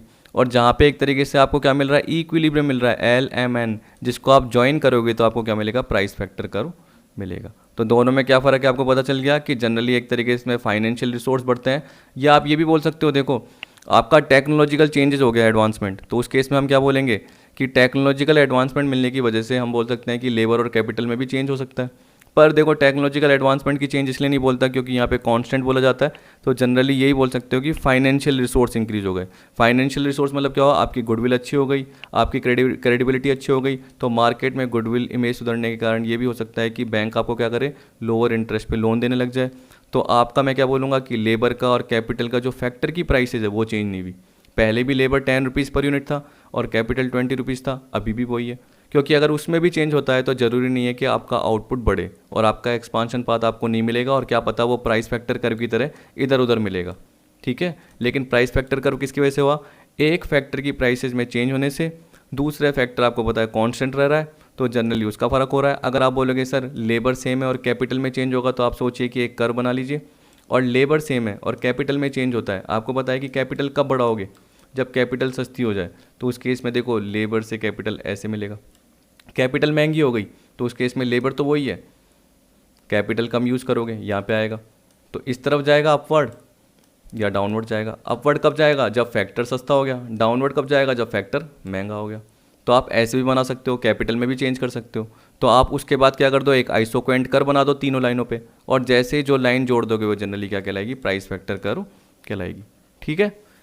तो आई होप आपको सारा पार्ट आ गया होगा। इसमें मैंने सारा पॉइंट कवर करा दिया, जितने भी पॉइंट थे। रिज लाइन भी देख जाना एक बार एग्जाम में, कभी कभी पूछ लेता है, या आपसे जनरली क्या पूछ लेता है कि 4 पॉइंट दे देगा और बोल देगा कि कौन कौन सी चीज़ें ज़रूरी है आइसो कॉस्ट लाइन के लिए, या हम बोल सकते हैं प्रोड्यूसर के इक्विलिब्रियम के लिए, या लीस्ट कॉस्ट के लिए। तो आप क्या बोलोगे जनरली? कॉन्वेक्स टू ओरिजिन होना चाहिए एक तरीके से पॉइंट, जो भी आइसोक्वेंट कर्व की बात कर रहा है। जो आइसोकॉस्ट लाइन है वो एक तरीके से आइसोक्वेंट कर्व के क्या होनी चाहिए, इक्वल होनी चाहिए। या MRTS जो आपने देखा, MRTS किसके इक्वल होना चाहिए, PX अपॉन PY के इक्वल होना चाहिए। यानी हम क्या बोल रहे हैं, change in L upon change in K upon change in L is equal to क्या होना चाहिए, PL upon PK। Change in K upon change in L is equal to क्या होना चाहिए, PL अपॉन PK। इस तरीके से होना चाहिए। MPL अपॉन MPK उसके भी इक्वल हो सकता है। तो इस तरीके से याद रखना हमेशा, आपको कभी भी दिक्कत नहीं होगी।